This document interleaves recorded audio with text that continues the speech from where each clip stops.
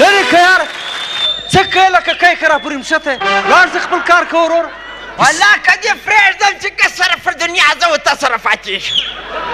ولې کیسه څه شي ده ما خو هم خبر که یاره یاره امان الله جانه دا زموږ د کلي نبو اکا دی تر 2 سپږمو دی پوه یې که وروره راپورې مشته دی اوس سپین ږیری سړی دی زه احترام کوم رسپیکټ یې کوم دا که د ده پر ځای یو بل ځوان وای زه خدای چې اوس مې د دې خوا یو د چپې خوا یو باکس پر دا خوله باندې لګاو کړی وای خپل غاښونه خو لري نه چې دا پلاستیکي غاښونه په ستوني کې بند سوي وای او په ستوني کې چې پلاستیکي غاښونه بند سي و سړي ته څونه تکلیف ورکوي نه نه دا خو اپریشن غواړي تر دې حده پورې مزه اوس وایه له ډېره احترامه اوس لکه هلیکوپټر په هوا را روان یې د سپین ږیري پلار د سپین سرې مور عزت نسته در باندې زما عزت کوي کیسه څه شي ده تاسې خو لږ زما سر هم راخلاص کړئ کیسه څه شي ده نبو اکا امان الله خانه د امیر د کلي د شړبنګ اکا زوی دی هغه خوارکي په څه مصیبتو پیسې ټولې کړې وې وایسته وایي ولایت ته چې څه تورې نورې زده کړې دا یې ولاړې دا 14 کاله کېږي هلته میخ تبله سو هلته د یو بیزوګۍ د که پرنګۍ د هغې سره واده هم وکړ د 10 ورځو دپاره راغلی دی 3 ورځې نه دي سوي پیسې راپورته کړي دي وایي زه بېرته ځم زه بېرته ځم زه بېرته ځم Hello, honey. How are you? I'm fine, thank you. I'm reaching just now within 5 minutes. Yes, please. I'm coming. په دغه مره زخته دی خدای وهلی هېڅ څه عقل کړی ده وخوري دا د سوی سترګې نه دا خو رښتیا خبره ده او بالکل رښتیا خبره ده ما کلول چې دروغ نو ته ولې ځې ولې لکه دا 15 کاله له مخه تللی وم د غسې سپېره کلی او د غسې سپېره خلک یو چې 15 کاله بعد رانم هغه سپېره خلک دي هغه سپېره کلی په 15 کاله کې خلک ولاړو تورو سپوږمۍ ته ورسېدل موږ تر اوسه پر توره غونډۍ ناست یو وروره د شلومبو کونجۍ مو مخ ته ایښې ده پر ورانه باندې مو ډوډۍ راته ایښي بابولالې ورته وایي چې کوم وروره او بیا دا خلک دا فسادګیره خلک دي وروره له نامې شیزه فساد جوړوي چې ورته وګورې وایي دا چپه دې ولې راته وکتل چې وټوخېږي دا ټوخا دې ولې وکړه هلکه بخښنه درڅه غواړم معافي درڅه غواړم بس ټوخی دې رالی دا غلطي ولې درڅه وسوه پر نامیشه جنګ دی وروره ورک کوی امان الله خانه دا له کتابه اوښتی دی دا خدای وهلی پرون یې پر ټوله ورځ د ما سره پر دغه خبرې بحث و وایي مځکه ګول ده لکه فوټبال تو خدای ستا به زړه ته لوېږي ما ورته ویل مځکه هواره ده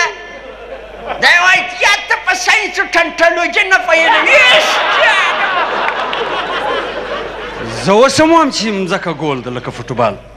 شه اشه نو دا راوښیه زویه خو تا خو هم ډېر ساینس و ټنټالوجي ویلې ده دا زلزله څنګه راځي زلزله دا رنګ راځي جانانه چې دننه په مځکه کې ګیسونه دي ګیسز یو نو ګیسز دا چې دي په مځکه کې اور دی لاوه ده لاوه ورته وایي دا چې تر دا آتشفشاني غرونه دي تر دا چې راوځي مځکه سره وشوري دغه ته وایي زلزله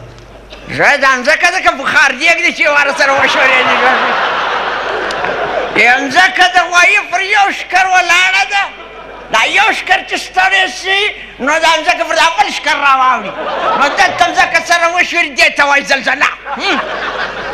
زه به د یو سیکنډ دپاره در سره ومنمه چې مځکه د غوایي پر شکر ولاړه ده خو ته دا راته ووایه چې دا غوایي پر څه شي ولاړه ده غوایي غوایي غوایي په خپلو پښو ولاړ دی په څه شي ولاړ دی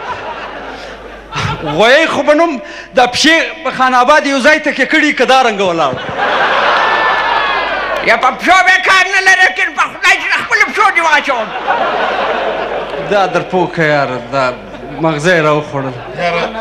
یو منټ کاکو ته ډېر جذباتي شوې په اصل کې ما د سر څخه دا پوښتنه کول چې دا بهر ممالک چې دي او زموږ دا ملک چې دی په دې کې څه فرق دی موږ شاته No, yeah darling, honey, I'm coming back یې درغه موبلایل دې شوی تا څه فرق دی د مځکې د اسمان فرق دی امان الله جانه تا زموږ دا د نوې اډې چورنګۍ لیدلې ده هغه چوک دې لیدلی دی د هغه سړک په رک میان کې دا رنګه درې ګټران لیدلي دي لکه د کاریز سانان چې 15 کاله له مخه تللم بابک نصیحت راته کوي دی میده میده سره روان و چې درب سو تر غوږو پکې ډوب سولم په دغه کې ولوېدم بابک ول در حد دی کې